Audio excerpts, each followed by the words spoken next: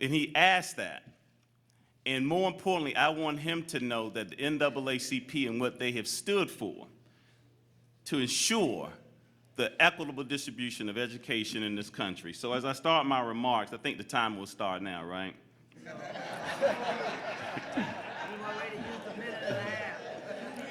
NEA is honored to be invited to offer comments on the matters of great importance you are considering here tonight. In my remarks, I will offer a few observations about charter school trends from a national perspective, including NEA's view of President-elect Trump's nomination of Betsy DeVos to be the next U.S. Secretary of Education, and conclude with some reflections about what's currently happening here in Memphis and in Tennessee.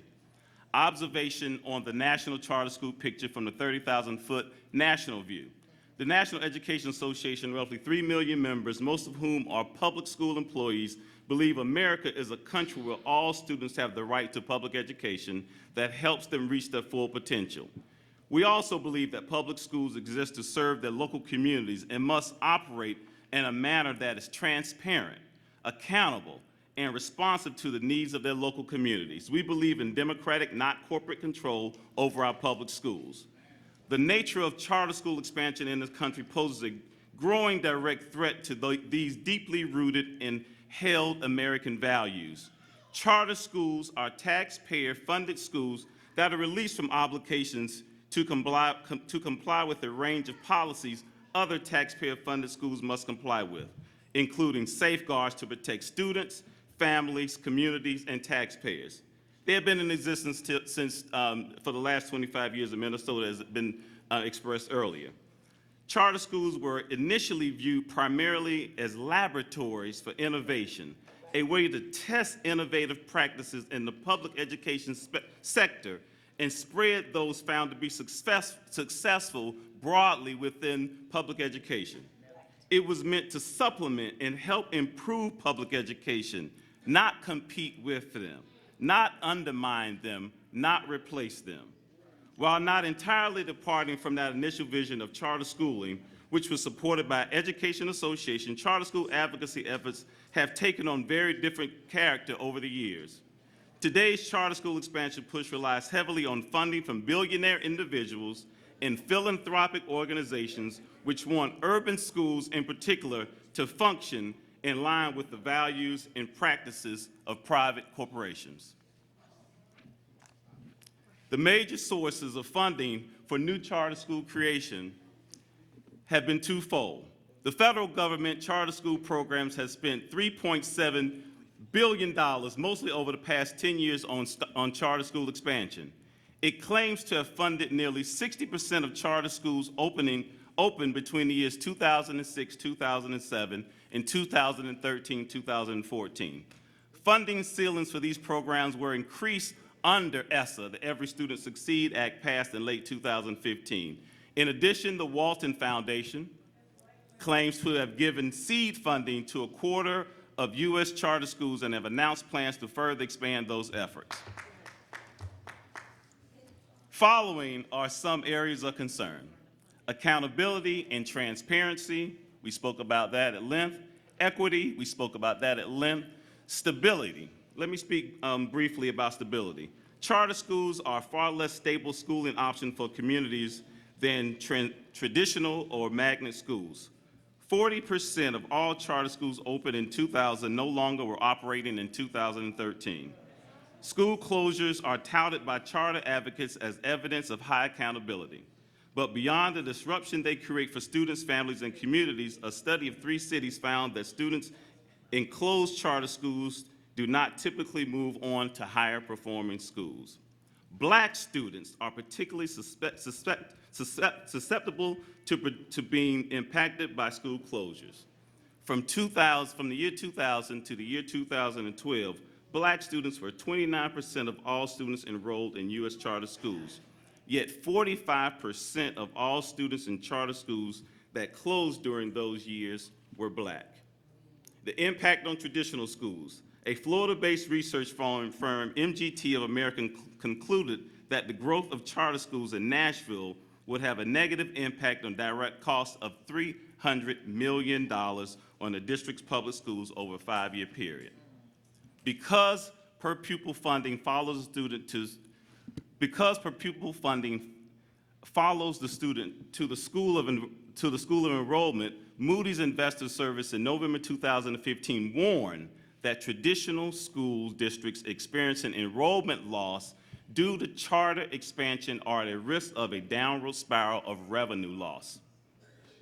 The National NAACP call for a moratorium on new charter school creation last year is both an invitation and a plea to communities across America to press the pause and conduct just such local analysis.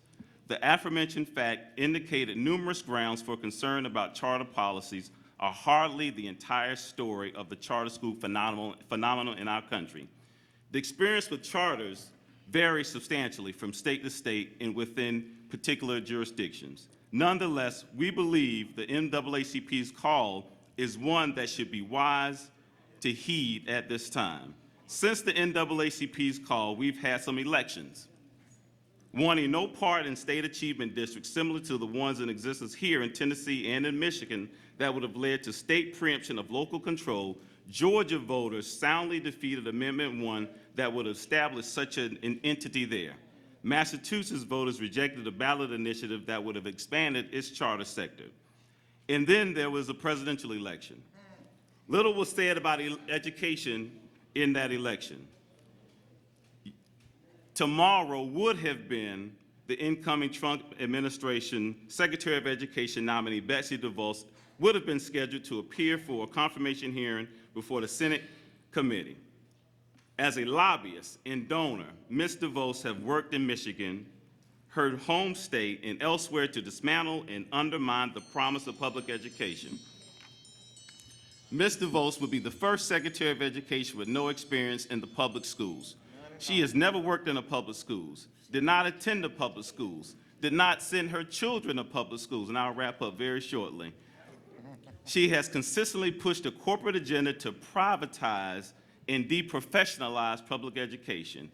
NEA believes that she lacks the qualifications and fitness to serve as our country's Secretary of Education. Therefore, we oppose her confirmation. I have also some information about reflections of Memphis and Tennessee, what we found here, and I'll add that to my recorded statement that I'll email to you in the interest of time.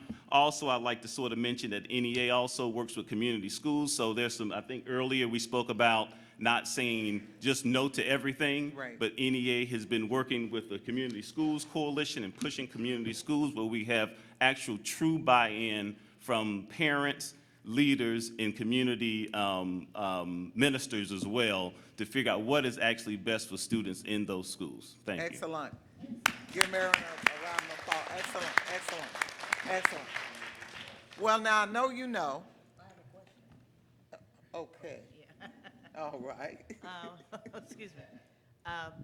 On community schools. Yes, ma'am. What are community schools? Community schools, we've been working with the various different coalitions throughout the country, and it depends between Texas and Georgia, in Milwaukee, in New Jersey, California, where we're able to go in and have conversations with community leaders to figure out how we can educate the whole child. When we speak about funding, when we speak about the lack of funding, we've been speaking about Mississippi and other areas, especially here in Tennessee. It's an avenue where we can work with community leaders and partners and figure out how we can educate the entire whole child. There's no how can I say, there's no opportunity where we don't feel that we can go into where we've been in Trenton, New Jersey, Atlanta, Georgia, New York as well, where we've been able to go in and pull in the community to figure out what's best on how to educate those children in those various different entities. Just say something about this community school. The same thing that the grandmother and mother came up to say, that's what the community schools are doing. They're having the mental health counsel there. This is not the tradition school from 8 to 3 or from 9 to 3. It's from 8 to 6 with all the components that a community need without the public school is being paid for by public school. It's not separate, it's not taking any money away, it's additional money going into the public school. Are they low-performing schools? Low performing schools So- that need all of the things that the grandmother said that the public school have not been able to do. We got federal funding for it along with our community groups that is a part of it. The churches, the schools, everybody come in. So it's a school day, they go through their traditional school, and then the school day do not end at 3 o'clock. Those kids who need tutoring, those kids need all kind of services, they are there. In California, some of the black-operated charter schools are moving toward being community schools as well. So Yes. I just wanted to see if that was the nexus there, that there are charter schools of African-American people who understand the whole child concept and working on it. It's the social capital. Yeah. That's the social capital. Okay. Give all the presenters a round of applause. You all have definitely done an excellent job. Now our limit was from 5:30 until 9. A number of you signed up to speak. And that, of course, was contingent on trying to get this time thing right. So what we're gonna allow to happen, I'm gonna try to call some people from some groups so that your group will have been represented, because we're gonna be out